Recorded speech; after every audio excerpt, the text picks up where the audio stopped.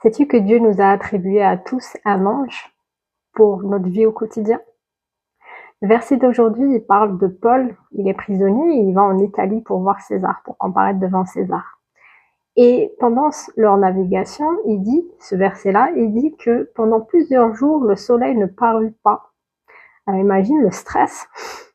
Mais il y a un ange qui lui dit, t'inquiète pas, vous aurez la vie sauve, toi et tes compagnons de voyage. Toi et tous ceux qui sont avec toi dans le bateau. Et là, je me dis, Seigneur, c'est quand même stressant de ne pas voir le soleil pendant plusieurs jours. Là, c'est plus qu'une éclipse. Mais en fait, il y a un autre verset un peu plus haut, c'est-à-dire dans l'Ancien Testament, ou dans les psaumes, je crois, où il est dit que l'ange de l'Éternel campe autour de ceux qui le craignent et les arrache du danger. Il y a aussi dans le Nouveau Testament un verset où Jésus dit que les anges des enfants, eh bien, ils voient la face de l'Éternel jour et nuit. Et c'est pas parce que tu grandis que tu perds l'ange que Dieu t'a attribué. Au contraire, il est toujours avec toi, il t'arrache du danger.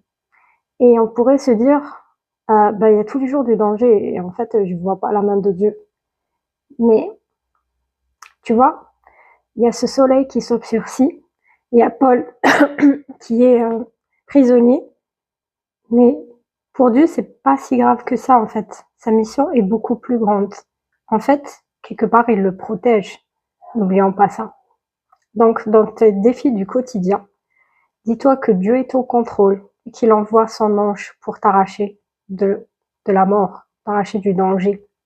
Moi, quand j'étais petite, j'ai été brûlée par une huile de cuisson. Je faisais des frites et puis je vais pour aller prendre des glaçons au congélateur et puis je vois un cafard volant, c'est celui qui saute là. Donc je vais dans ma chambre, c'est une heure quand même, je me suis brûlée, puis un cafard machin, genre qu'est-ce que tu fous?